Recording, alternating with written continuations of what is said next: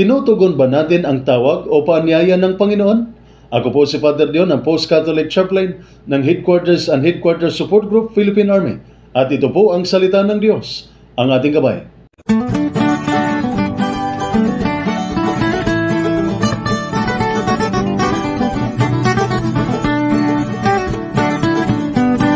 Ngayon po ay Friday sa panahon ng Pasko bago ang Epipanya at ang mabuting balita ng Panginoon ayon kay San Juan.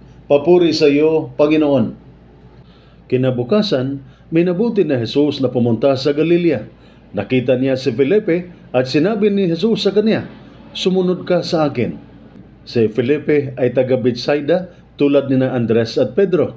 Nakita ni Felipe si Nathanael at sinabi niya dito, "Natagpuan na namin ang tinutukoy ni Moises sa kanyang isinulat sa aklat ng kautusan at gayon din ng mga propeta." Siya ay si Jesus na taga Nazaret na anak ni Jose. May mabuti bang maaring magmula sa Nazaret? Tanong ni Nathanael. Sumagot si Felipe, "Halika, tingnan mo." Nang malapit na si Nathanael ay sinabi ni Jesus, "Masdan ninyo ang isang tunay na Israelita. Wala siyang anumang pagkukunwari." Tinanong siya ni Nathanael, "Paano ninyo ako nakilala?" Sumagot si Jesus, "Bago ka patawagin ni Felipe, nakita na kita nang ikaw ay nasa ilalim ng puno ng igos." Sumagot si Nathanael, "Guro, kayo nga po ang anak ng Diyos. Kayo ang hari ng Israel." Sinabi ni Jesus, "Sumampalataya ka ba dahil sa sinabi ko sa iyo, nakita kita sa ilalim ng puno ng igos? Higit pa riyan ang makikita mo." At sinabi niya sa kanila, "Tandaan ninyo, makikita ninyong bukas ang langit at ang mga anghel ng Diyos ay manhik manaog sa kinaroroonan ng anak ng tao." Ang mabuting balita ng ating Panginoon. Pinupuri ka namin, Panginoong Hesukristo. Sinabi ni Jesus kay Felipe, "Sumunod ka sa akin." Isang makapangyarihang mga salita mula kay Jesus. Kaya wala nang nagagawa pa si Felipe kundi sumunod ng may kababaang loob sa Mesiyas.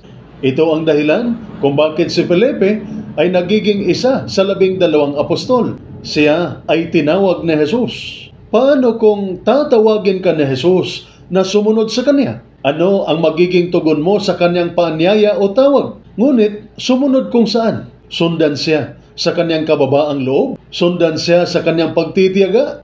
Sundan siya bilang isang tao para sa iba? Sundan siya bilang isang tao para sa iba? Sundan siya sa Kanyang kahinahunan? Sundan siya sa Kanyang mapagpakumbabang pagsunod sa kalooban ng Diyos.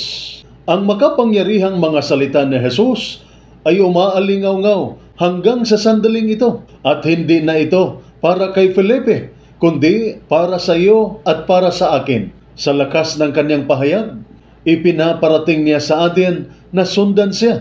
Marami na ang nagsabi ng oo at sumunod kay Jesus. Marami na ang iniwan ang kanilang material na yaman, mataas na katayuan sa lipunan at kapangyarihan alang-alang kay Jesus. Bakit? Dahil sa wakas ay nakatagpo sila ng isa na magpapagaling sa kanilang kawalan at pagkasira, kabiguan at kawalan na inaakala nilang maaring mapunuan ng kanilang yaman at kapangyarihan, ngunit hindi nangyari. Marami sa atin ang patuloy na hinahabol ang yaman at kapangyarihan, ngunit ano ang kapalit at para saan? Sa oras ng ating kamatayan, ang yaman at kapangyarihan ay hindi na magiging mahalaga. Ang mahalaga ay ang ating relasyon, ang ating ugnayan sa ating Panginoon.